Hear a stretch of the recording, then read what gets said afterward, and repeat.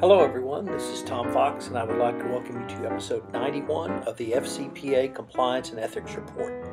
In this episode, I continue my exploration of internal controls for third parties in part 2 of my interview of well-known internal controls expert Henry Mixon. Part 1 was premiered at episode 88, so you can go back and check that out. I hope you will enjoy this going forward. Thank you. I'd like to welcome you to this episode of the FCPA Compliance and Ethics Report. I'm back again with my good friend and colleague, Henry Mixon. We're on part 2 of a podcast on internal controls surrounding third parties in your FCPA compliance program. We ended part 1 with Henry's thoughts on some of the most important controls and told us about delegation of authority and the maintenance of a vendor master file. While I've heard those terms before, Henry, as a lawyer, that's really not something that I have a lot of familiarity with, and I think most lawyers and compliance officers may be in the same boat as me. Could you maybe go into some detail about what a delegation of authority is and how is it an internal control? Sure. Delegation of authority, I found, was one of the more interesting elements of FCPA compliance because, in 25 years of public accounting, I don't know that I ever saw a delegation of authority because it just wasn't within the scope of what we did to try to make sure the financial statements were accurate. But as I have worked with different companies who were under deferred prosecution agreements, I have found that there was a great deal of interest in the delegation of authority, and after we discuss it for a little bit, I hope that it'll be clear why that's the case. What I have found in many companies is that the preparation of a delegation of authority is done as more of a check-the-box exercise. It defines in varying degrees from the general to the specific who can approve what kinds of transactions and what layers of approvals are needed for things like signing checks and approving vendor invoices and things of that sort. I've had many client people tell me that the delegation authority was not generally available, it wasn't kept current, it didn't define authority in a way even the approvers could understand it. But therein lies the importance of the document. A delegation of authority is a document which should go through, within each business unit, a well-reasoned thought process about the kinds of transactions that require approvals, who is authorized to approve them, when certain kinds of transactions which have higher than average risk should be elevated to a higher level of approval, or transactions that may only require single approval when they're of a low-risk nature might require dual approvals when they're of a high-risk nature. For example, a wire transfer between U.S. banks, within a business unit may have a certain level of approval, but a wire transfer from corporate to the company's bank account in Nigeria perhaps should be defined in the delegation of authority as requiring a higher level of approval and maybe additional approvals. And so there are many other examples of things that can go into the delegation of authority that show that routine transactions receive appropriate approval and high-risk transactions receive a higher level of approval when the dollar amounts of the transactions are the same.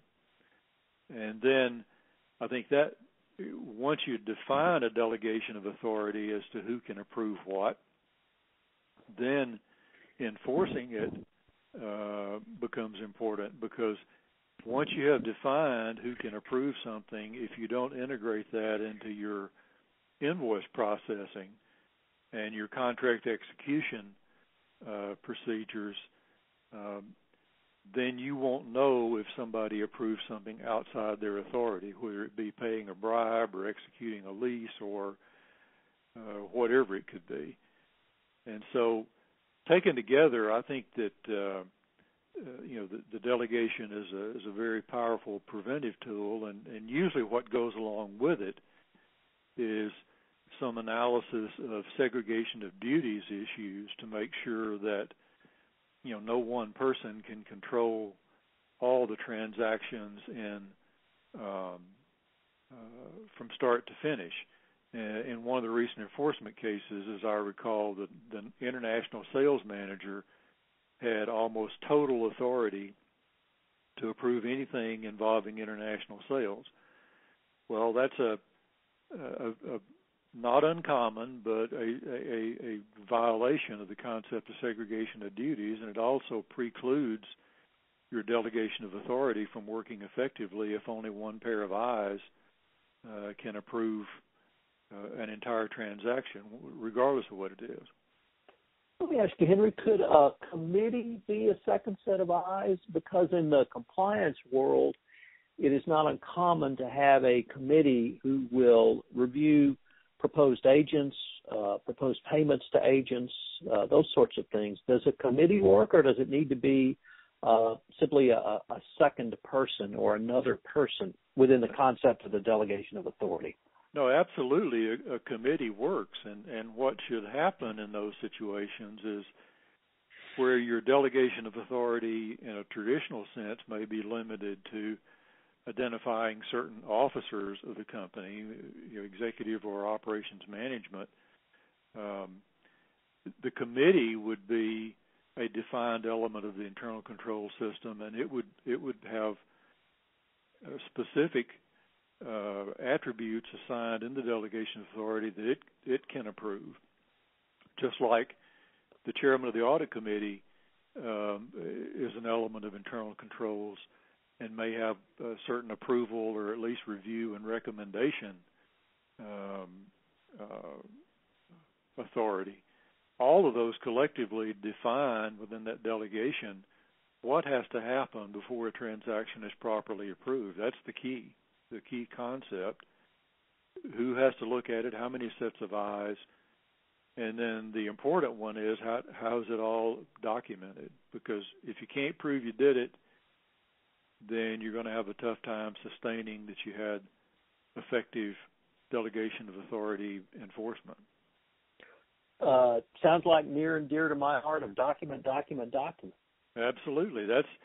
That's the name of the game. And admittedly, the documentation standards for companies under deferred prosecution agreements were a much higher bar than, companies that are, trying to set up effective controls generally. And so it has to be a balance, but ultimately you have to be able to show any person who is challenging you to say you don't have internal controls. You have to be able to show that you have done those controls, you've performed them. And you also mentioned. Go ahead. And that'll be a standard that each company has to set for itself that makes sense in the circumstances. You also mentioned the position of the chairman of the audit committee. Are you suggesting that an internal control can go as high as the board of directors of a company? Well, absolutely. I think in the compliance world, it's not uncommon to see a chief compliance officer report to the chairman of the audit committee, for the chairman of the audit committee to receive, regular reports of incidents reported to the hotline, disciplinary actions, various other things, which are then sometimes reported to the full board. So there's very much an oversight role, even though the board, doesn't make day-to-day management decisions. I think they are a key part of control just because they're an independent set of eyes that can ask the tough questions and challenge where there's a transaction makes sense. Let me turn now to another of the controls you mentioned, and that's the maintenance of the vendor master file. And I'm going to ask you to please speak slowly and carefully because many lawyers may not have heard the term vendor master file, and if they don't understand what it is, they're probably not going to understand how it works in internal control. So perhaps you can put your professional. Okay, well, let's talk first of all about what a vendor master file is. Right. It will vary. Let's just say in a relatively small company, sometimes the vendor master file is just it's an Excel spreadsheet that includes the names of all the vendors, where payments to them are sent, and various other information. It can vary from company to company.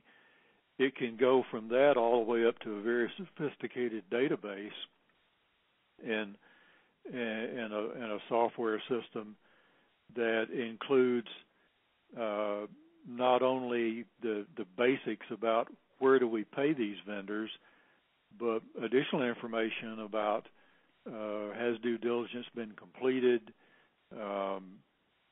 are there sub-agents involved, and various other information. But fundamentally, it is the set of information that ends up generating a check to pay a vendor. For example, if an invoice comes in from agent A, and the accounts payable people have that invoice from agent A, when they go into the accounts payable system and input, agent A, $500 invoice, that information is used to go into the vendor master and say, where do we send payment for this vendor? And that information is used to prepare the check so that the accounts payable clerks don't have to input the payment information for each and every vendor. It's just a database, a source of information that it is available to save time. So that's basically what a vendor master file is. Does that make sense? It does. But now maybe you could turn to how can you use a vendor master file not only to detect but maybe to help prevent a issue or a violation of the FCPA occurring. Well, we go back to the profile that we talked about, the agent profile in the previous program. Each agent should have assigned basically a risk profile, and that risk profile is determined by which tier of due diligence has to be performed on the agent. So one of the things you can do is have an element of the vendor master file which shows the agent's risk category according to the due diligence that's been performed. And so when you get an invoice in for a high-risk agent, it becomes then necessary to make sure that that invoice receives appropriate scrutiny and is not just automatically paid. For example, one of the other things we'll talk about a little bit later is the use of the linkage of contract information with agents with the vendor master file. For example, if you have a vendor master file which includes not only the risk profile of the agent, but the commission rate, for example, and the commission rate that is in the contract is in the vendor master, then if an invoice comes in that is for a higher commission rate, it would immediately disagree with what's in the vendor master and should be flagged for further review before it's paid. Similarly, if the banking information on the vendor invoice is different than what was approved, and instead of going to a bank in New York, this vendor has now said, please pay me at a bank in Ghana, it would be flagged before it's paid so somebody can make sure it's legitimate. Electronic and manual controls, or are one or the other sufficient? Well, it really depends on how the system operates. If you have a sophisticated ERP system, let me just back up and say, okay, here an ERP system. Many of the compliance professionals have heard of things like SAP and PeopleSoft and Oracle. Those are called ERP systems. They're very sophisticated software that integrates multiple systems together to streamline processing. And so if you have ERP system at the higher end of sophistication, you should be able to build in electronic flags and electronic instructions to flag those high-risk transactions or those non-conforming transactions and put them aside before the check is actually paid and require that they're reviewed. On the other end of the spectrum, if you don't have that kind of a sophisticated operation, the controls would just by default have to be more manual in nature and have to be structured around how the system works. For example, I've seen companies where all it takes to get a vendor input in the vendor master file is a phone call to the accounts payable clerk, because the accounts payable clerk, has sole authority to do it and punches it into the system, and the vendor gets paid and, off to the races. I've seen some others where if a vendor invoice is received in accounts payable, that new vendor is created without any other activity. So whether those things are allowed or intercepted depends on the manual or the electronic controls that really allow the prevention to take place. And it would just require analysis of each individual company's circumstance. But I do know, regardless of the level of sophistication, that some pretty powerful prevent controls can be put in place just by taking the time to look at it from that perspective. Henry, let me turn now to something that I think most compliance practitioners and general counsel types from the legal department might be a little more familiar with, which is, of course, contracts with agents. But could you talk about how a contract with an agent can impact internal controls or perhaps even be an internal control? Well, it should be very much integrated into the internal control system. And what I've seen in many companies where I've done control assessments and transaction level risk assessments is a lot of energy is put into preparing the contract to get the right word, to make it as appropriate as possible, to get it executed. But then once it's executed, it goes into a file in the compliance office or in legal. And the accounts payable clerks who process the invoices that are being paid under those contracts never really know what those contract terms are. And so if you want to have effective controls, you need to devise a practical way within each individual company to have extracts of the pertinent terms available to the people who are approving and processing the invoices for payment to make sure all the invoices are conforming. And if there are exceptions, to kick that to the proper person to approve the exception, which would not always be the same person who approved the invoice that came to accounts payable. Because as we've seen in some of the enforcement actions, the individuals who approved the contracts were the ones who approved the excessive commissions. And so that's where the segregation of duties kicks in. But first and foremost, the people who are getting ready to cut the check need to know what's in those contracts. Now, obviously, many of those contracts are very voluminous, so it's a matter of taking the time to prepare a reasonable extract of what's important for a person to know before processing an invoice for payment. And as generally 5 or 6 or 7 key items, would do that. But that's where I see the major disconnection is the contracting process, as important as it is, should not be, the end game. The end game should be to integrate the relevant contract terms into the company's internal controls. Now let me turn to one of the other controls you mentioned, which is something to take a look at, the movement of disbursement of funds. And do you have any thoughts on how companies might be able to try to get better control over the disbursement of funds and the movement of currency?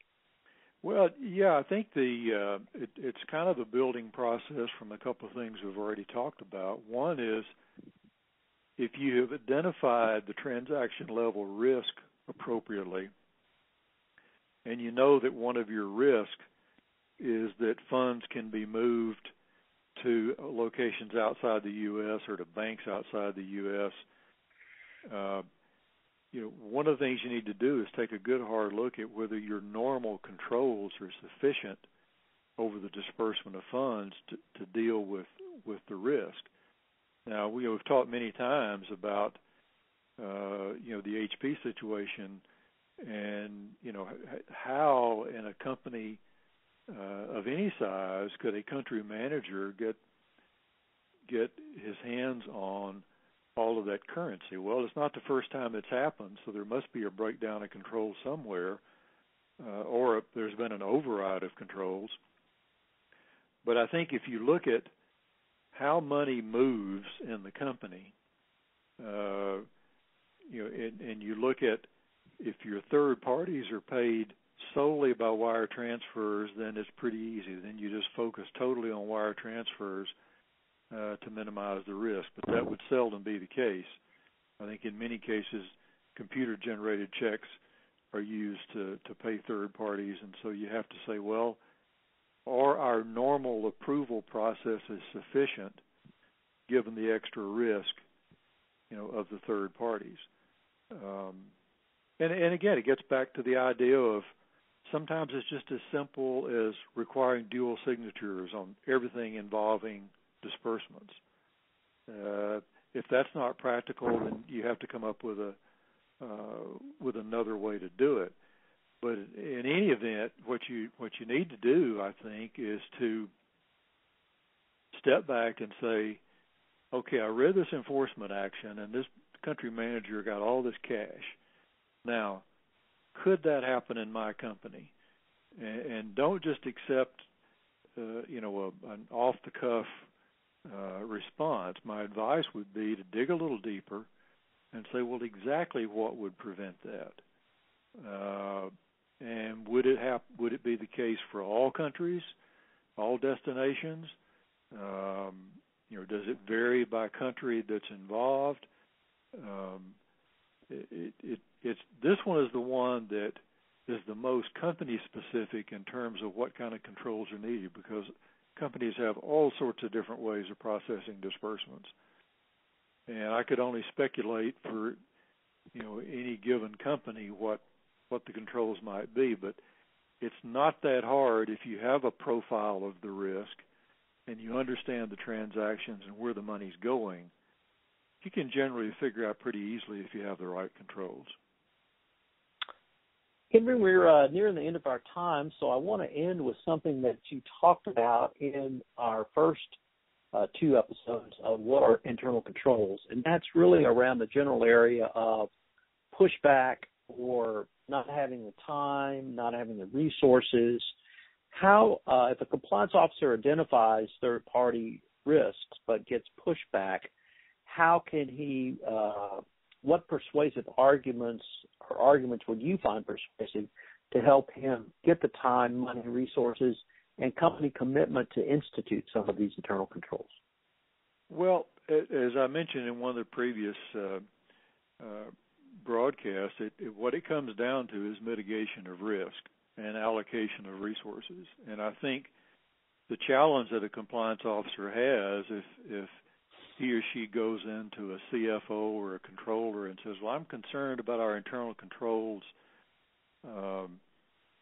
do we have controls that would deal with these specific issues from these enforcement cases where other companies got in trouble? It wouldn't surprise me if the initial reaction is, well, sure we do. We have very good internal controls in this company because that's what should exist.